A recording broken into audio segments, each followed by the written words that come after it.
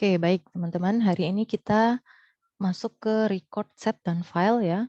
Jadi hari ini kita mau selesaikan pembahasan tipe data di Pascal. Pekan depan kita udah nggak membahas tipe data lagi, kita udah masuk ke materi yang lain ya. Nah, kita akan bahas mulai dari record dulu, teman-teman. Apa itu record?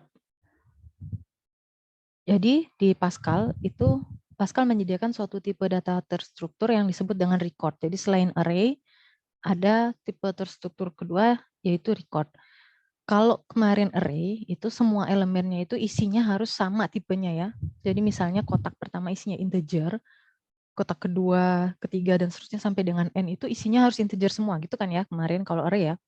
Nah, kalau record ini lebih canggih, teman-teman. Jadi tipe data antara satu slot, satu kotak tadi dengan kotak lainnya itu boleh berbeda-beda.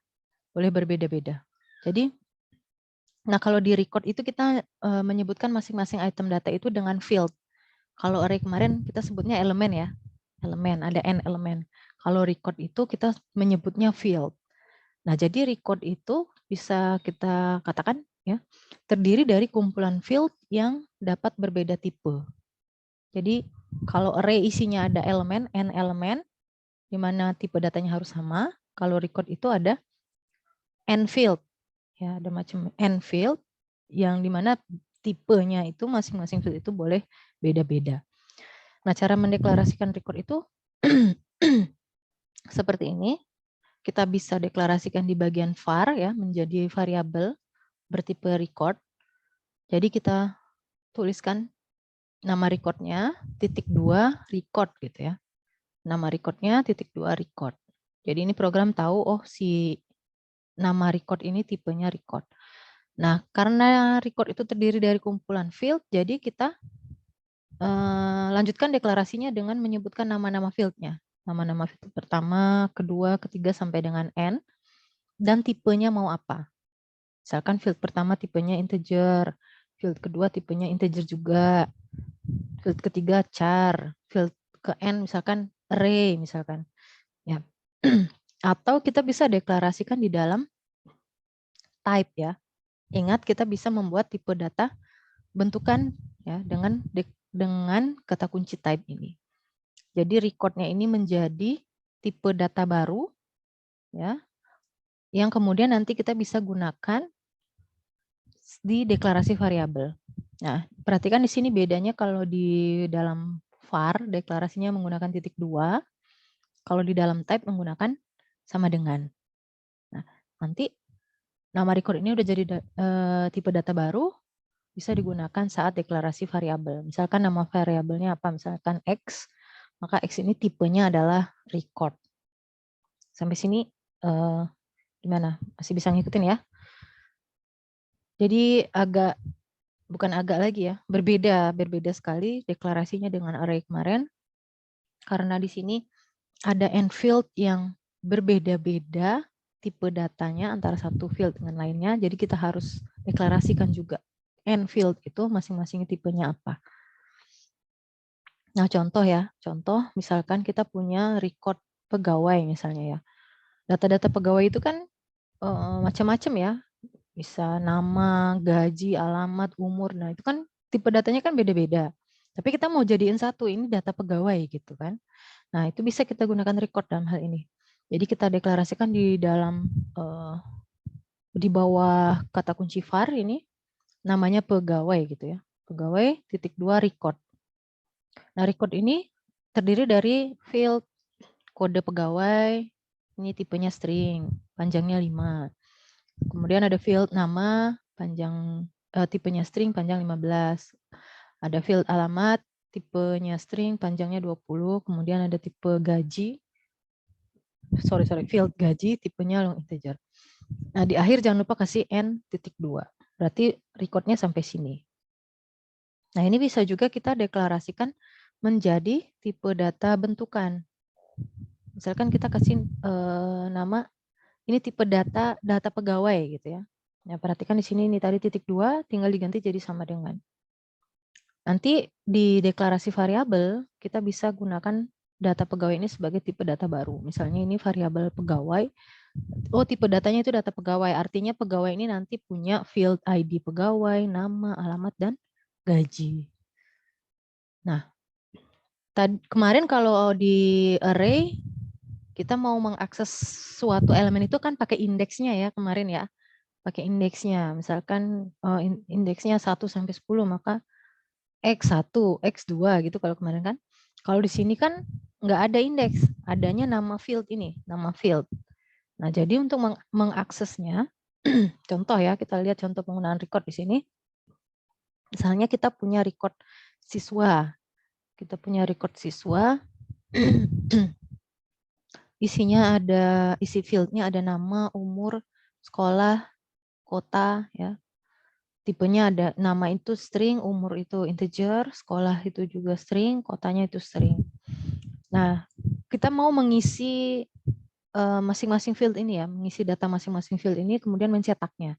Nah, itu kita mengaksesnya, ya, setiap field dalam record itu dapat diakses menggunakan nama record, ini ya, nama record tadi ya, siswa, dan nama field.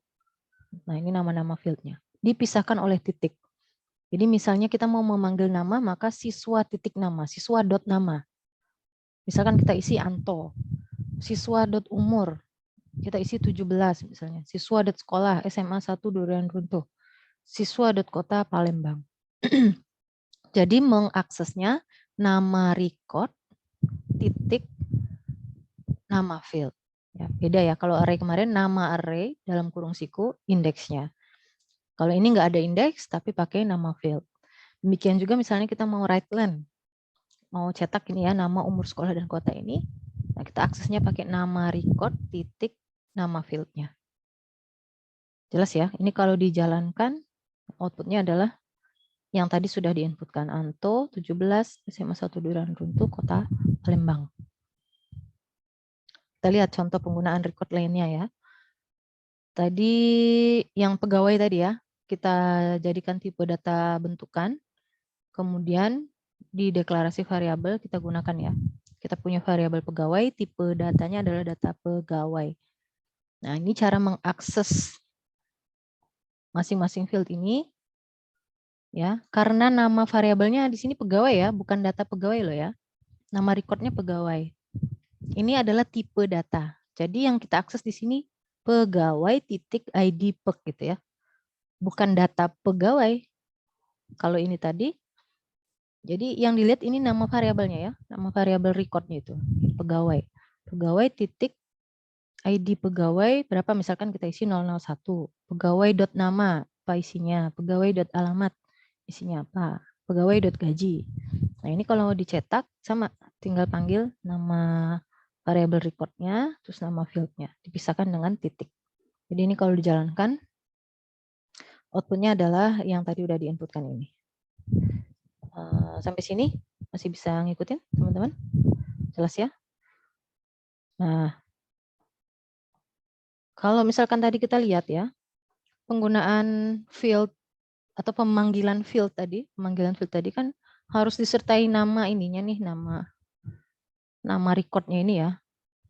Itu dapat menyebabkan statementnya ini menjadi panjang karena kita harus nulisin pegawainya ini berulang-ulang gitu loh. Padahal kita kan udah tahu ini record atau field ini kan punyanya record pegawai gitu kan. Nah, kalau misalkan ingin lebih mudah, lebih pendek gitu dalam mengakses field masing-masing record itu, kita males nulisin pegawainya ini berulang-ulang gitu ya. Nama recordnya itu masih tulis ulang-ulang gitu. Misalkan mau langsung tulis ID peg gitu, nggak usah pakai pegawai titik ini. Nah, itu teman-teman bisa menggunakan statement with. Jadi dengan menggunakan statement with ini yang menyebutkan identifier recordnya di awal, jadi field selanjutnya itu saat mengaksesnya, memanipulasi datanya itu tidak perlu kita sebutkan lagi pengenal recordnya gitu. Jadi statement with itu digunakan untuk mempersingkat penulisan dalam pembacaan field. Cara penulisannya adalah with, nama recordnya apa, do gitu.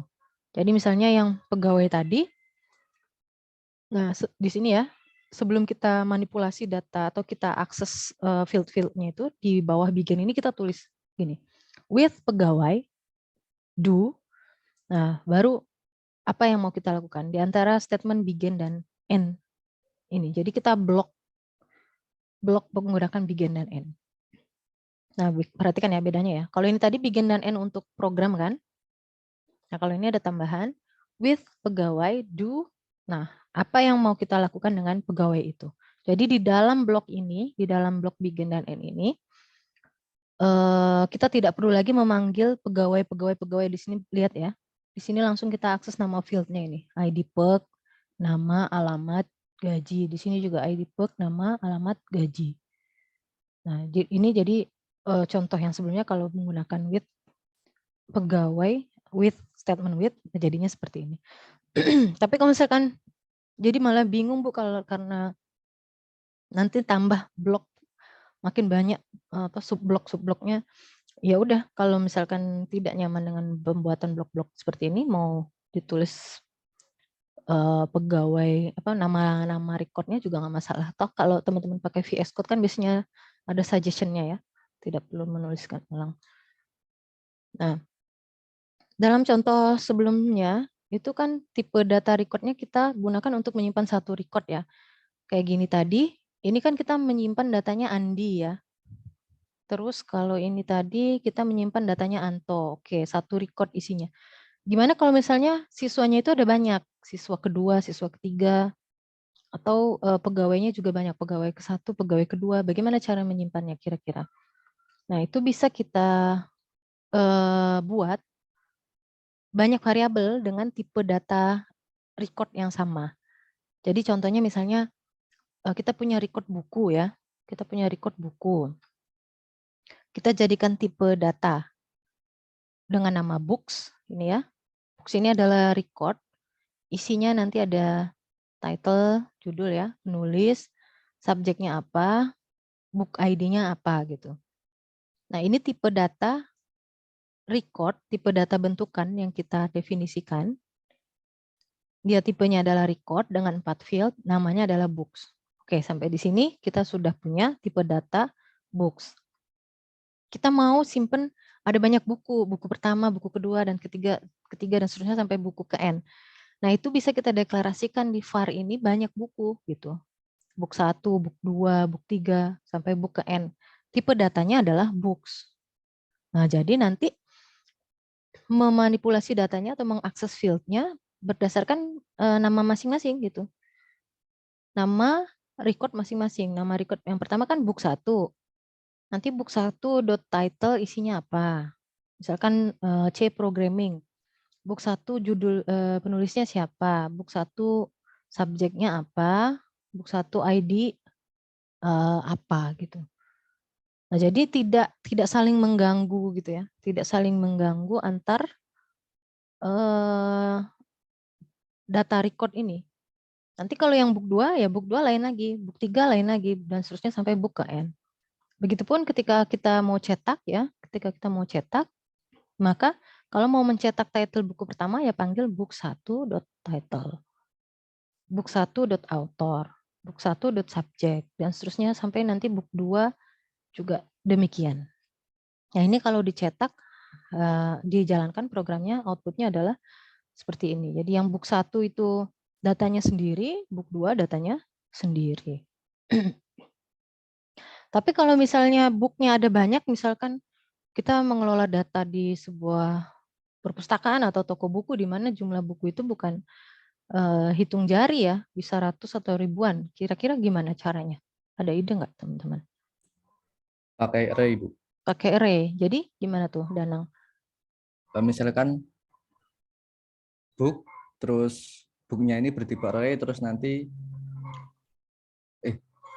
off-nya off yang books tadi, Bu. Iya, ya benar. Jadi seperti yang kita ketahui kan array itu isinya kan bisa apa aja kan kemarin ya. Isinya bisa apa aja. Yang penting apa? Yang penting sama dari elemen pertama sampai dengan elemen ke N. Artinya kita juga bisa menyimpan record kan di dalam kotak itu. Satu kotak isinya record. Kotak kedua isinya record. Kotak ketiga isinya record. Sampai kotak KN isinya record. Ya boleh aja kan. Nah jadi kita ubah deklarasinya kalau misalkan bukunya ada banyak ya. Nah, kita deklarasikannya jadi seperti ini nih. Nama variabel sama seperti deklarasi yang biasa, deklarasi array biasa. Nama array-nya, misalkan ini book, terus panjangnya mau berapa? Oh, mau 10 buku, mau 100 buku, mau 1000 buku. Nah, tipenya nanti menyesuaikan. Tipenya adalah record ini. Nyambung ya sampai sini ya. Jadi udah bertambah lagi nih ilmunya teman-teman. Kemarin kita baru coba masukin tipe-tipe data sederhana ke dalam array ya. Masukin integer, masukin char. Nah, sebenarnya di dalam array itu bisa teman-teman isi tipe-tipe data lain yang teman-teman sudah pelajari gitu. Salah satunya adalah record ini. Jadi di dalam array ada record atau record dalam array, atau kalau teman-teman baca referensi yang berbahasa Inggris menyebutnya array of record. Jadi di dalam array ada record. Nanti mengaksesnya kalau tadi kan nama ininya, nama variabelnya ini book 1, book 2. Nah, sekarang karena dia array, jadi memanggilnya menggunakan indeksnya dulu gitu kan. Book yang mana nih gitu kan. Book ini ada 10. Book ada 10. Mau book yang mana? Oh, pakai indeksnya. Book 1. Oh, book 1 apanya? Field apa yang mau diakses? Title-nya, author-nya, subject-nya, atau book ID-nya gitu. Nah, gitu begitu juga dengan book 2. Book 2 berarti kita harus jelas ya indeksnya kedua. Dan seterusnya sampai book ke-10 nanti bisa diakses pakai indeksnya. Jadi akses indeks array-nya dulu, baru ke field-nya gitu. Jadi ibarat ada 10 kotak gitu ya, ada 10 kotak. Kita buka dulu mau kotak yang mana ya. Kotak pertama kah, kotak kedua, apa kotak 10? Oh, kalau udah jelas kotak pertama, di dalam kotak pertama ini ada 4 field. Ya kan? Ada title, author, subject, sama book ID. Kita mau akses yang mana? Nah, itu baru pakai titik. Nyambung ya sampai sini ya. Ini udah agak lebih complicated. Udah gabungan dari 2 tipe data. Nah, ini kalau dijalankan harusnya hasilnya sama saja dengan yang tadi ini. Cuma di sini kita deklarasikan variabelnya dari yang tadinya konvensional, ini kita pakai array. Contoh lain ya, penggunaan record dalam array. Nah, yang tadi siswa misalnya ya, siswa tadi kan nggak mungkin ya satu sekolah itu cuma beberapa siswa kan, pasti sampai ratusan atau mungkin ribuan. Jadi supaya lebih efisien, kita simpan data record siswa tadi menjadi tipe data baru, gitu ya. Kita kasih nama rek siswa. Ini artinya tipe datanya itu record data-data siswa gitu. Nah, siswanya sendiri kita simpan dalam array. Jadi siswa, ini nama variabelnya siswa, kita simpan dalam array yang panjangnya 5 misalnya. Nanti bisa dimodifikasi sesuai kebutuhan, mau 50, 500 gitu ya. Nah, tipenya apa nih? Menyesuaikan. Tipenya adalah record siswa ini. Artinya, di dalam masing-masing kotak ini, kotak 0, kotak 1, kotak 2, sampai dengan kotak 5, ada nama, umur, sekolah, dan kota. Misalkan kita mau akses yang siswa di kotak pertama, gitu ya, maka kita akses siswa 0, baru dot namanya siapa. Siswa 0 dot umurnya. Kalau misalnya nggak spesifik, saya nggak tahu deh, kalau di Pascal bisa apa enggak ya. Kalau di bahasa pemrograman lain ada sih yang bisa kita langsung panggil siswa 0 gitu ya, siswa 0. Nanti keluar sederetan array-nya itu bisa langsung dicetak. Tapi kalau di Pascal apa bisa atau enggak nanti dicoba deh. Kalau misalnya kita langsung panggil siswa 0 gitu ya, nggak spesifik field yang mana, outputnya error atau keluar gitu. Nah, kalau misalkan siswa 1, ya berarti kotak selanjutnya. Dan seterusnya nanti sampai siswa 5 gitu ya. Kita bisa akses. Ini kalau dijalankan, kira-kira outputnya adalah seperti ini ya. Siswa 0 tadi, ini Anto, siswa 1 ini Santi. Sampai sini ada yang mau ditanyakan dulu, teman-teman? Ibu, saya izin Ya. bertanya. Gimana, Mesya? Kalau misalkan suatu nama field itu udah digunakan di satu record, berarti boleh digunakan di record lain ya? Nama suatu field digunakan di sebuah record. Apakah bisa digunakan di record lain? Seharusnya sih nggak masalah sih. Seharusnya nggak masalah. Yang penting jangan nama recordnya, Misha. Kalau misalnya ini udah tulis tip rek siswa, maka jangan tulis rek siswa lagi. Misalnya untuk dosennya, misalnya ya, untuk guru, maka rek guru gitu. Nanti di dalam rek guru itu ada nama lagi, ada umur lagi, semestinya nggak masalah, karena dia terbungkus kan di dalam record masing-masing. Terima Gitu. kasih, Bu. Ya, pertanyaan bagus ya. Ada lagi teman-teman? Kita lanjut dulu kalau gitu. Nah, tadi kasusnya adalah di dalam array ada record. Nah, bisa nggak sebaliknya? Di dalam record ada array. Nah, bisa ya. Jika dalam satu record terdapat beberapa field yang sama tipenya, kita bisa gunakan array. Jadi, tadi di dalam array ada record, sekarang di dalam record bisa ada array. Contohnya misalnya kita punya, kita mau menyimpan data barang ya. Struktur datanya kurang lebih seperti ini. Pertama kita mau simpan nama barangnya. Itu tipenya string. Nah, barang itu kita mau simpen unit barang ke satu berapa, unit barang kedua berapa jumlahnya, unit barang ketiga berapa jumlahnya. Ini sama-sama tipenya byte gitu. Nah ini bisa yang 3 ini kita jadikan array gitu. Jadi kalau kita deklarasikan, kurang lebih contohnya seperti ini. Type barang sama dengan record ya, type barang sama dengan record. Nama barangnya tadi string. Nah jumlah barangnya ini array.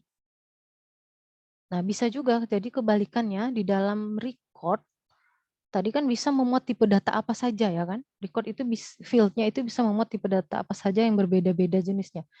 Jadi bisa jadi array di dalamnya ini. Jadi jumlah barang ini adalah array, panjangnya adalah 3 dengan indeksnya mulai dari 1 ya, berarti 1, jumlah barang 1, jumlah barang 2, jumlah barang 3. Masing-masing jumlah barang itu tipenya adalah byte karena pendek aja jumlah barangnya tidak banyak-banyak. Nah, nanti mengaksesnya gimana? Kalau tadi kotaknya itu kan array. Jadi akses array-nya dulu ya kan. Kotak luarnya itu array. Jadi akses array-nya dulu. Baru kemudian kita akses field di dalamnya gitu kan. Jadi kalau tadi array record di dalam array. Jadi kotak luarnya array, di dalamnya ada record. Buka dulu array-nya, akses indeksnya, baru nanti ambil field-nya gitu kan. Logikanya kan seperti itu. Kalau ini array-nya di dalam record. Array-nya di dalam record. Berarti kotak luarnya record. Kotak luarnya record. Baru akses array-nya kan. Ketika dibuka record itu di dalamnya ada, oh ada array panjangnya 3. Kita mau akses yang mana nih? Indeks pertama, indeks kedua, apa indeks ketiga? Artinya mengaksesnya record-nya dulu. Ya, misalkan ini nama record-nya adalah jual. Jual ini tipe datanya adalah barang. Ya, berarti akses record-nya dulu. Yang terluarnya kan record jual, baru akses array-nya. Jumlah barang ke berapa? Jumlah barang ke I-nya ini ya. Jumlah barang ke 1, jumlah barang kedua, atau jumlah barang ketiga. Gitu. Sampai sini gimana teman-teman? Jangan sampai ketukar ya. Jadi bisa jadi record di dalam array, bisa array di dalam record. Nanti menyesuaikan cara pemanggilannya. Gitu. Nah yang terakhir ini lebih canggih lagi. Bisa jadi record di dalam record. Bisa jadi record di dalam record. Jadi tipe data field itu yang ada di dalam record itu bisa jadi record juga gitu. Artinya suatu record itu dapat mempunyai field yang merupakan record dalam atau istilahnya disebut dengan nesting record. Contoh ya, kita mau menyimpan data pegawai ya. Strukturnya adalah sebagai berikut. Pertama ada nama pegawai terus tanggal mulai masuk bekerja di perusahaan itu. Nah, itu terdiri dari tanggal, bulan, tahun. Terus ada alamat. Alamat ini ada field jalan, ada field kota. Terus gaji pegawai. Gaji pegawai ini ada field gaji pokok, lembur, sama tunjangan. Nah, ini nanti jadi satu kesatuan record ini, yaitu record data pegawai. Jadi di dalam record data pegawai itu nanti ada record tanggal mulai masuk, ada record alamat pegawai, sama record gaji pegawai. Gitu. Bisa. Nah itu cara mendefinisikannya seperti ini.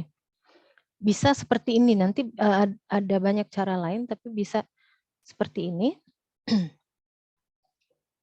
Kita deklarasikan satu-satu record yang ini ya. Mulai masuk ini kita deklarasikan dulu ini ya. Masuk, ini kurang sama dengannya ya. Masuk sama dengan record. Nah, di dalam masuk ini tadi ada field tanggal, bulan, tahun. Ini kan tanggal, bulan, tahun. Lalu kita deklarasikan record yang alamat ini. Alamat ini ada field jalan, ada field kota. Terus ada gaji pegawai. Record gaji pegawai ini isinya ada gaji pokok, tunjangan lembur. Nah, baru kita deklarasikan yang record besarnya. Record besarnya itu ada nama, terus tanggal mulai masuk, alamat, sama gaji. Nama itu tipenya string, tanggal masuk tadi tipenya adalah record yang tadi kita definisikan. Alamat tipenya adalah record alamat. Gaji tipenya adalah record gaji. Gitu. Mungkin untuk penamaan gimana ya? Selama masih proses belajar, mungkin untuk penamaannya biar membedakan mana yang tipe data record, mana yang variabel record. Untuk yang tipe datanya mungkin bisa teman-teman kasih rec yang seperti contoh yang siswa tadi ya. Masuk rec misalnya alamat rec gaji rec atau rec masuk rec alamat rec gaji pegawai untuk membedakan mana yang variabel, mana yang tipe data gitu. Nah, nanti di deklarasi variabel baru kita deklarasikan variabel pegawai misalkan panjangnya 10 ya. Array, kita pakai array. Ini tipenya adalah data pegawai. Jadi di dalam data pegawai ini ada record tanggal masuk, alamat, dan gaji. Jadi ada record di dalam record. Kira-kira mengaksesnya gimana kalau record di dalam record? Kebayang nggak? Gimana caranya kira-kira, ayo?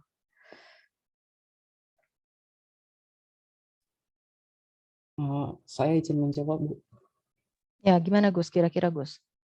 Jadi, misalkan kita mau ngambil yang tanggal ini, Bu. Yang penginputan tanggal berarti tanggal. kita harus menulis pegawai, titik, yang tanggal masuk, baru tanggal masuk. titik tanggal. Titik tanggal. Ya, kurang sedikit lagi Gus. Karena pegawai itu array. Berarti di pegawai ada indeksnya, Bu. Iya.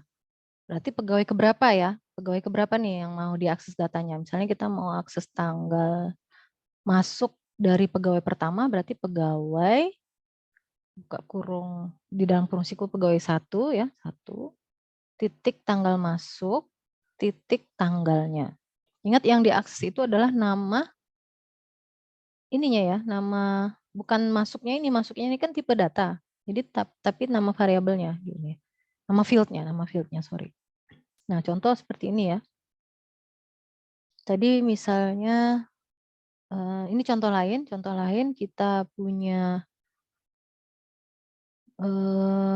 employee record ya, employee record yang mirip seperti tadi, tapi ini contoh yang berbeda. Di dalam employee record itu ada nama, alamat, telepon, ini apa nih, gaji, sama status pernikahan ya. Di mana alamat ini adalah record juga gitu, record juga. Di dalamnya ada kota, jalan, kota, negara, sama kode pos. Jadi kalau mau kita akses, jadi employee rec, ini nama variabelnya kan employee rec, dot field address ini, dot, karena di dalam field address itu ada banyak field lagi, apanya nih, streetnya, city-nya, state-nya, atau zip-nya. Ini caranya. Jadi dotnya terus. Jadi kalau ada record lagi, misalkan di dalam address recordnya ternyata ada record lagi, ya tambah lagi titiknya ya. Tambah lagi titiknya. Nah ini karena employee rec ini hanya 1, maka langsung mengaksesnya tidak pakai indeks ya. Kalau misalkan ini tadi array, maka employee rec indeksnya dulu. Employee rec berapa yang mau diakses? 1, 2, 3, sampai dengan N. Gitu. Nah ini kalau misalkan sudah diisi datanya, kalau dicetak juga sama pemanggilannya ya. Ini outputnya adalah apa yang sudah dituliskan di sini. Nah, terakhir untuk record teman-teman, kita bisa melakukan passing record sebagai parameter, ya karena kita udah di level penulisan programnya menggunakan prosedur dan fungsi, jadi kita perlu tahu ya bagaimana kalau misalnya record itu di passing atau ditransfer sebagai parameter. Nah, mentransfer record sebagai argumen subprogram itu tidak seribet array kemarin, tenang. Jadi untuk record dia bisa ditransfer dengan cara yang sama, teman-teman mentransfer integer, terus apa namanya karakter gitu ya, sama seperti mentransfer variabel lainnya. Di dalam subprogram mengakses record nanti di dalam subprogramnya yang menerima kiriman tadi, misalkan suatu prosedur dapat kiriman record dari main program. Nah, nanti di dalam prosedur itu mengakses recordnya sama caranya seperti yang tadi pada contoh-contoh sebelumnya. Tinggal nama recordnya, titik, terus nama fieldnya gitu ya. Contoh di sini tadi record buku tadi ya, record buku tadi. Nah, misalnya tadi kan kita deklarasikan udah ya, record buku ini menjadi sebuah tipe data baru gitu kan dengan nama books. Isi fieldnya ada title, author, subject sama book ID. Terus kita punya dua variabel, book 1 sama book 2 yang tipenya adalah record books record. Nah, kita mau memisahkan gitu ya untuk cetaknya ya, write-line-nya itu di sebuah prosedur. Kita kasih nama prosedur print book gitu ya. Prosedur print book. Jadi di main programnya kita input datanya, nanti print book untuk mencetaknya write-line-nya kita panggil prosedur print book ini. Nah, yang kita kirim di sini adalah record book 1 ya, record book 1. Nanti book 1 ini diterima di sini sebagai book. Ya, sebagai book. Maka nanti manggilnya adalah book.title karena kan udah ditampung di variabel ini ya. Jadi udah bukan book 1 manggilnya, tapi nama sesuai dengan nama parameter yang menerima, yang menampungnya tadi. Sama ya kalau misalkan transfer parameter variabel yang lain kan gitu juga kan. Misalkan namanya di sini X, terus di sini kita tampung jadi var A gitu. Jadi selanjutnya kan diaksesnya pakai nama A kan. Ya, nah sama seperti itu. Kemudian book 2 misalnya kita kirim di sini, maka di sini langsung bisa digunakan. Kalau array kemarin jadi nggak dicoba-coba, nggak dieksplor. Kalau misalnya nggak dideklarasikan sebagai tipe data bentukan, langsung dikirim misalnya array, misalkan kita punya array 1, langsung dikirim bisa nggak di sini diakses? Nggak bisa kan? Kemarin kan baru dicontohin aja, terus saya minta teman-teman coba bisa nggak kalau langsung dikirim? Seharusnya nggak bisa. Di Pascal nggak support, tapi di bahasa pemrograman lain bisa loh ya. Jadi jangan sampai teman-teman mengeneralisir oh nggak bisa kalau array itu sebagai transfer parameter. Bisa di bahasa pemrograman lain, bahkan fungsi itu pun ada yang bisa dikirim sebagai parameter. Contohnya di JavaScript itu fungsi aja bisa dijadiin parameter, dilempar-lempar. Oke, sampai sini mengenai record ada yang mau dibahas dulu teman-teman? Izin bertanya Bu. Ya, ya. Untuk yang passing parameter ini kalau semisal yang dipassing itu salah satu fieldnya itu bisa nggak Bu? Bisa. Jadi nanti ditransfer book 1.title misalnya. Bisa. Sama itu kayak, berarti tipe data yang parameternya tetap yang books. enggak, menyesuaikan. Misalnya kita mau di sini apa ya?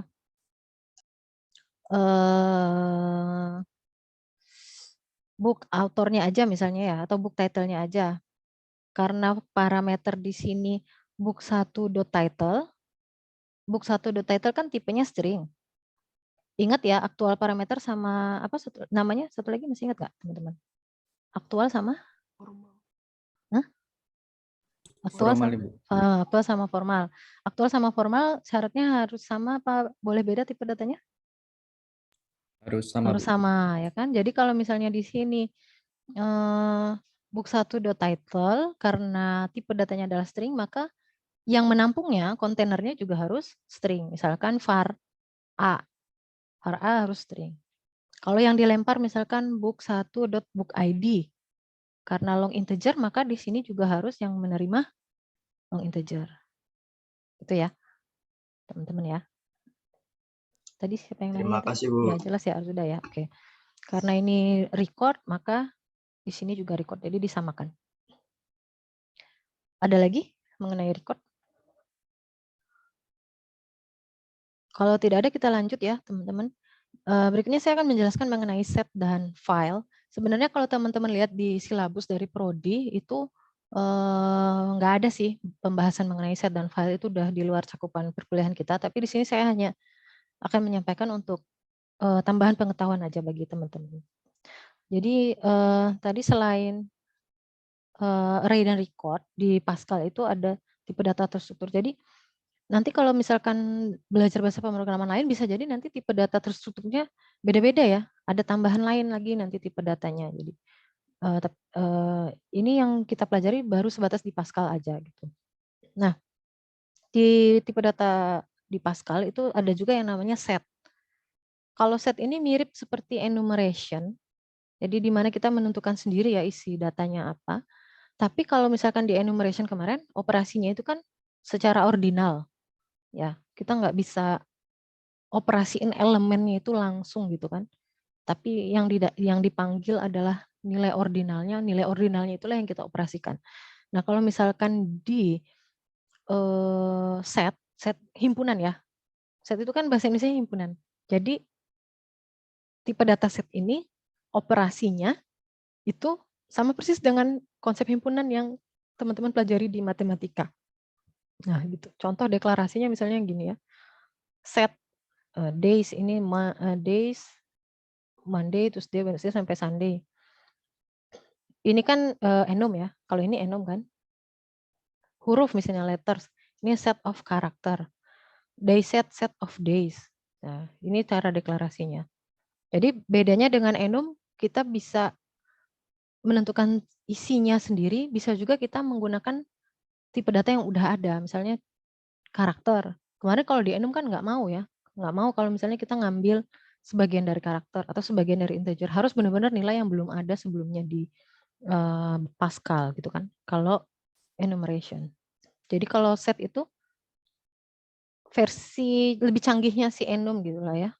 Kita bisa deklarasikan sendiri, bisa kita ambil sebagian dari data yang udah ada, terus operasi elemen-elemennya itu bisa kita operasikan dengan cara himpunan gitu. Jadi bisa kita, misalnya ada set pertama A, B, C gini ya, set kedua C, D, E gitu. Nah itu kita bisa lakukan union, kita gabungkan ya. Bisa kita cari selisihnya, mana yang tidak ada di keduanya, yaitu A, ya benar ya? Sorry, A, B, C kurang C, D, E berarti dikurangi apa yang ada di keduanya gitu kan. Terus bisa kita cari irisan, dan lain sebagainya gitu ya. Operasi-operasi pada himpunan. Atau kita bisa juga memeriksa, menambahkan elemen baru atau mengurangi elemen di himpunan itu. Atau memeriksa keberadaan sebuah elemen. Misalnya kita ngecek, ada E nggak di sini di set kedua? Oh ada, maka return-nya true seperti itu. Nah contoh penggunaan set ini, nah ini misalnya yang pertama ya, kita punya himpunan satu ini adalah himpunan karakter. Nah, di main programnya kita definisikan isinya ya, himpunan satu isinya A, I, U, E, O misalnya. Terus kita bisa cek ini, if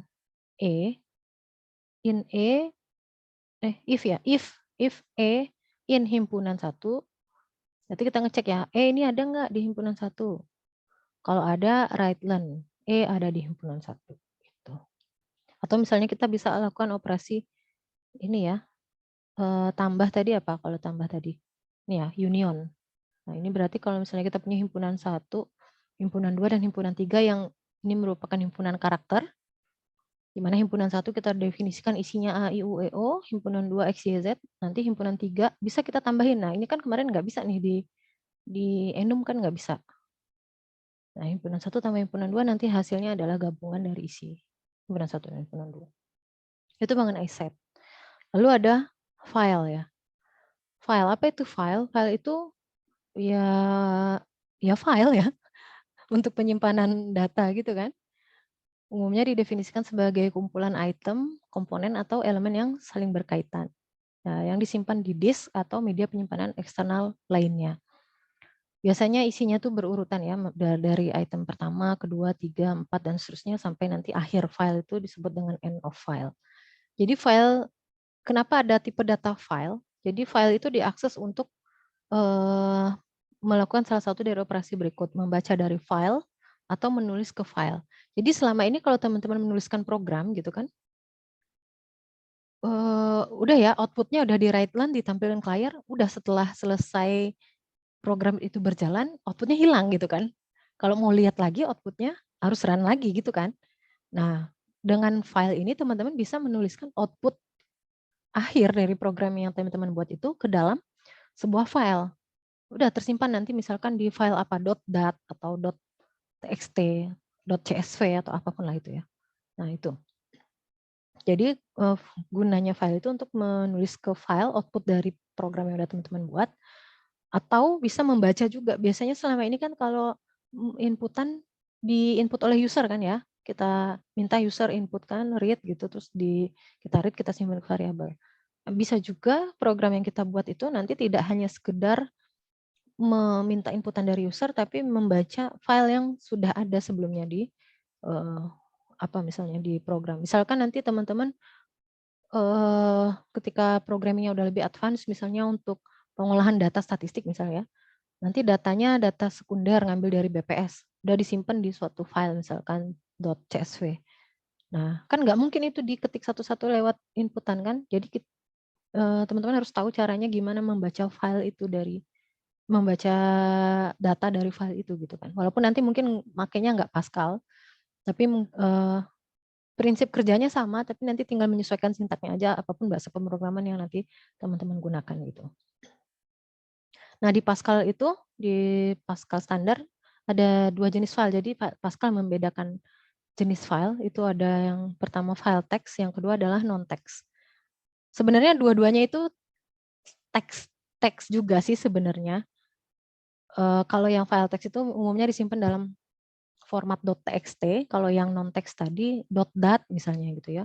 Dua-duanya kita bisa buka di text editor seperti Notepad gitu. Cuma kedua jenis file itu sebenarnya isinya itu sebenarnya karakter. Cuma bedanya kalau misalnya karakter biasa atau yang non-teks itu tadi, kalau yang file teks itu dibagi menjadi beberapa baris. Jadi penanda barisnya itu jelas kalau yang teks. Penanda barisnya itu jelas, terus di masing-masing baris itu ada penanda akhir yang kita nggak kelihatan ya, nggak kasat mata, tapi secara otomatis oleh komputer itu dikasih tanda, oh ini baris, ini akhir baris, pindah baris, ini akhirnya, pindah. Contohnya ini ya, ini baris pertama, ini akhir. EOLN ini artinya end of line. Ya, ini kalau misalnya kita buka di Notepad ya nggak kelihatan, nggak ada, tapi penanda ini diketahui oleh komputer. Terus baris kedua ada end of line, baris ketiga end of line, baris keempat end of line. Terus di akhir file ada end of file. Itu artinya udah habis filenya sampai sini gitu. Nah itu nggak ada kalau di file yang non teks. Contohnya yang .dat tadi misalnya, atau isi di dalam teks di dalam filenya itu misalkan kumpulan record atau kumpulan array misalkan, yang bentuknya bukan seperti teks seperti itu. Nah nanti kalau mau teman-teman coba-coba misalkan program yang dibuat itu mau disimpan outputnya ke dalam file tertentu atau membaca file tertentu gitu. Nah itu teman-teman bisa deklarasikan file itu caranya seperti ini ya. Ini nama filenya. Sebentar ya teman-teman.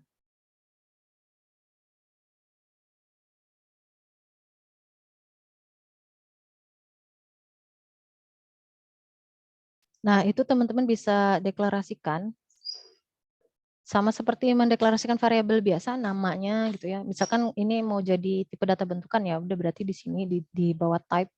Ini namanya misalnya namanya. Terus ini tipe filenya apa? Misalnya file isinya real, file isinya integer, file isinya boolean. Jadi kalau deklarasi yang non teks ini namanya terus sama dengan file of isinya apa gitu. Itu yang untuk non-teks. Kalau yang isinya teks seperti ini, misalnya var my file teks. Jadi deklarasi itu nama filenya, terus tipenya udah pasti teks. Jadi nggak perlu disebutkan lagi file of text, nggak perlu. Jadi kalau yang teks langsung aja teks gitu. Nah itu nanti teman-teman bisa, kalau misalnya mau menyimpan atau menulis output ya, biasanya kan write len aja nih, write len. Nah sekarang write len-nya ini mau disimpan di file. Nah caranya di variabel, di var itu teman-teman deklarasikan nama file, tip variabel file. Misalkan ini namanya my file ya, my file. Tipenya adalah teks. Nah sebenarnya hanya 3 baris ini loh kuncinya, 3 baris ini nih. Pertama assign itu harus teman-teman tulis dulu di awal. Assign itu untuk menetapkan nama filenya. Jadi misalnya ini my file ini namanya file name ini didapat dari user.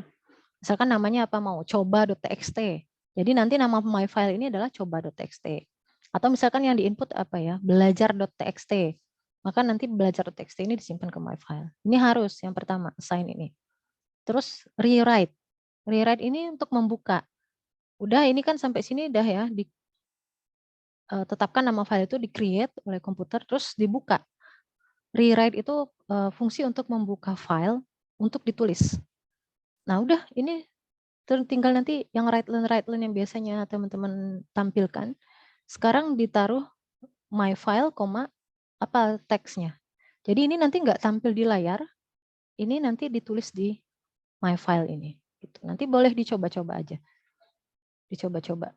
Harusnya nanti yang tampil di layar hanya yang ini, enter the file name, sama completed writing-nya udah selesai. Udah sampai sini ditutup. Udah, gampang ya. Nggak susah ya. Nah sebaliknya kalau mau baca, ini outputnya nanti harusnya ini tadi ya, enter file name, terus nama filenya misalnya coba.txt, terus completed writing.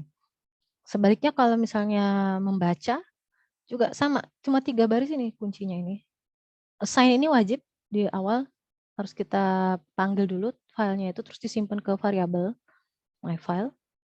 Nah, fungsinya bedanya di sini. Kalau tadi rewrite itu membuka file untuk ditulis, kalau untuk membaca pakainya reset ini ya, reset.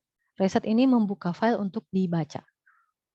Terus setelah kita baca, misalnya kita looping ya, selama belum end of file, selama belum sampai akhirnya tadi kan, kalau teks tadi ada penandanya kan, sebelum end of file, kita lakukan, kita read, terus kita write len. Jadi nanti outputnya ada di layar. Jadi misalnya kalau yang ini tadi udah jadi, udah tersimpan, nanti teman-teman coba ya, ini dijalankan. Nah ini kalau dijalankan read file coba.txt tadi, harusnya yang ini tadi tampil di layar jadinya. Ya. Pada versi Pascal tertentu yang mendukung tipe data string, itu memungkinkan untuk membaca file teks per baris kalimat pada file tersebut. Jadi bisa kita jadi baca si Pascal itu bacanya bukan dari karakter ke karakter, tapi per baris ya. Baris ini, baris berikutnya, dan seterusnya. Nah, jadi tapi kalau Pascal yang versi jadul yang belum mendukung tipe data string ya dibacanya per karakter. Kalau yang Pascal yang sekarang-sekarang ini udah mendukung tipe data string semua sih rata-rata ya. Itu bisa membacanya itu per baris. Nah, panjang stringnya itu berapa? 80 karakter. Kalau misalnya kalimatnya itu panjang banget sampai 81 dan seterusnya, maka kalimat karakter yang ke-81 dan seterusnya itu enggak, nanti diabaikan. Jadi hanya 80 pertama yang diambil gitu. Nah, satu lagi fungsi yang penting itu adalah append ini ya. Append itu apa? Append itu artinya kita menulis ke file yang sudah ada. Misalnya tadi ini kan udah ada isinya ya, coba.txt tadi yang ini. Nah, kita mau tambah lagi kalimatnya. Nah, kalau mau tambah kalimatnya jangan pakai rewrite. Kalau rewrite itu dia nulis dari awal, nulis ulang. Kalau misalkan mau nambah barisnya tanpa menghapus yang sudah ada, itu fungsinya yang dipakai adalah append. Jangan lupa yang assign sama close ini wajib tetap ya. Assign ini di awal, baru fungsinya mau apa dilakukan, terus close. Gitu untuk yang file text. Nanti bisa dicoba-coba. Jadi selanjutnya teman-teman untuk outputnya bukan hanya ditampilkan di layar, bisa juga disimpan sekarang ya, udah bisa disimpan. Gimana sampai sini? Udah selesai semua tipe data di Pascal udah kita pelajari, teman-teman. Ada yang mau dibahas dulu?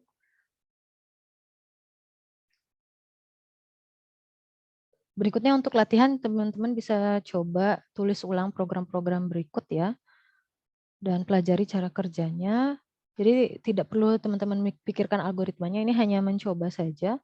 Ini yang penggunaan record, terus ini penggunaan file. Ya, ini penggunaan file. Ini penggunaan file untuk apa ini ya? Membaca file. Tapi teman-teman harus buat dulu filenya dengan nama test.txt, isinya this is a test file, baru jalankan ini. Terus yang ketiga adalah teman-teman modifikasi program nomor 2 ini. Untuk masih untuk mempelajari cara kerja file itu tadi. Jadi itu dicoba dijalankan, kalau misalkan ketemu error, perbaiki sampai keluar outputnya, terus kira-kira lihat apa outputnya. Kenapa bisa muncul output itu? Pelajari cara kerja programnya ya, biar lebih paham penggunaan record dan file tadi. Nanti outputnya di screenshot aja sebagai responsif.